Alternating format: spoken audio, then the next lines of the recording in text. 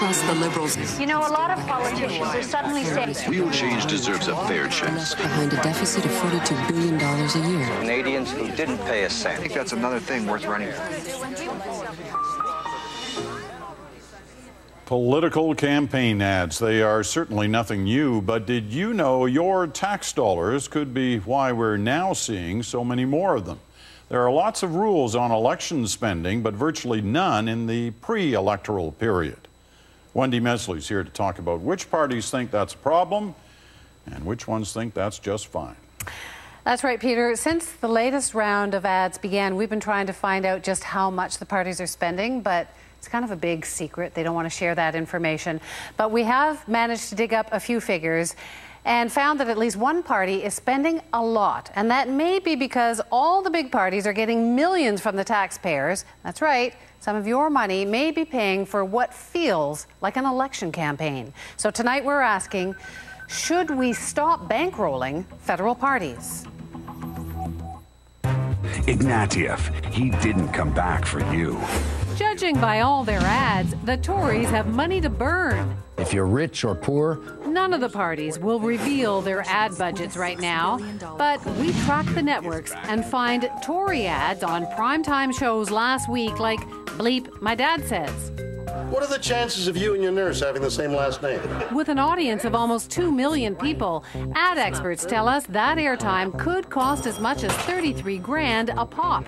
An untendered deal to spend $16 billion of your tax dollars on the Liberal ads. We found them mostly on daytime TV or way up the dial on cable on shows like this, where spots can go for as little as a couple of $100. And the NDP, well, times are tight, and your home heating costs are skyrocketing.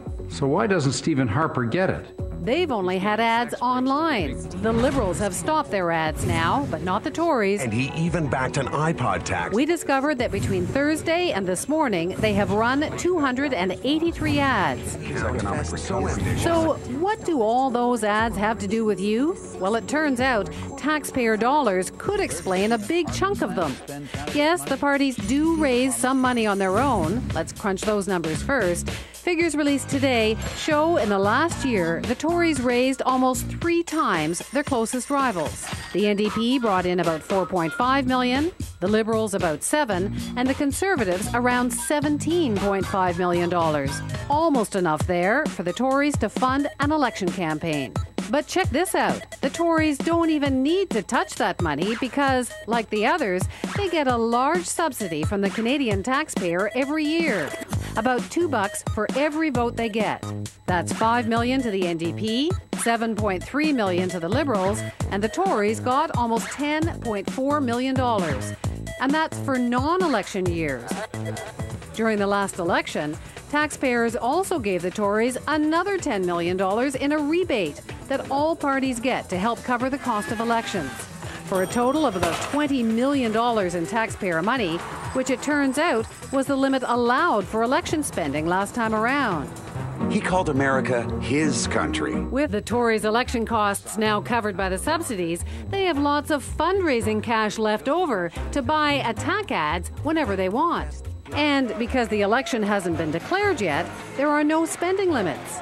It used to be that the Liberals were the party flush with cash. A ban on all corporate contribution. Then outgoing Prime Minister Jean Chrétien introduced the subsidies, meant to make up for his new ban on donations from corporations and unions, meant to stop big money interests from influencing the vote. The new Conservative leader sure liked the ban. We will end big money in politics by... Cut off the Liberals from their biggest source of money, and the Tories were aces at grassroots fundraising, small donations that add up nicely. Once in power, the Harper government moved to turn off the subsidy tap. We cannot ask Canadians to tighten their belts during tougher times without looking in the mirror. So now Harper says if he's re-elected, he'll kill that subsidy once and for all. But some Liberals have another solution. They say the way to end the constant campaigning is to put limits on spending before elections, so not just during the 5 weeks of the official campaign. And tomorrow, Liberal Senator Dennis Dawson plans to table a bill on that. But the Tories are unlikely to go along. Earlier, I talked with Tom Flanagan, a former Harper strategist who just finished a study at the University of Calgary that argues the problem is those subsidies that he says encourage parties to stay in attack mode instead of trying to govern. Here he is. Flanagan says it's time to wean the parties from those subsidies. Are you arguing that we would not be in constant campaign mode if the subsidies weren't there?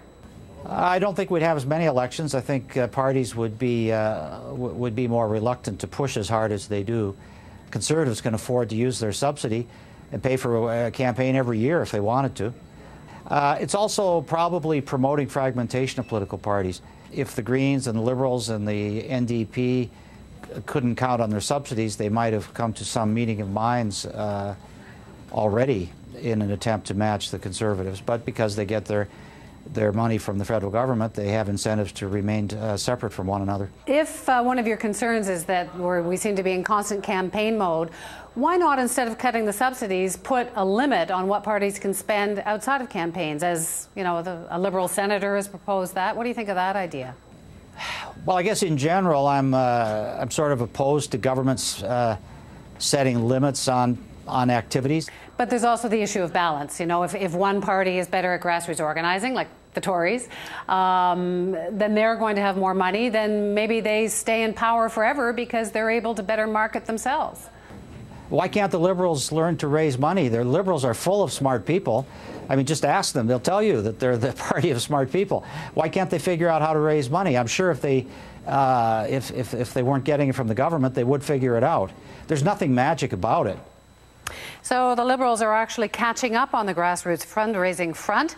One of their senior strategists told me today that Canadians aren't even following politics very closely right now, so they don't need to be spending like drunken sailors. Or maybe they just have no money, who knows? Thanks, Wendy. Thank you.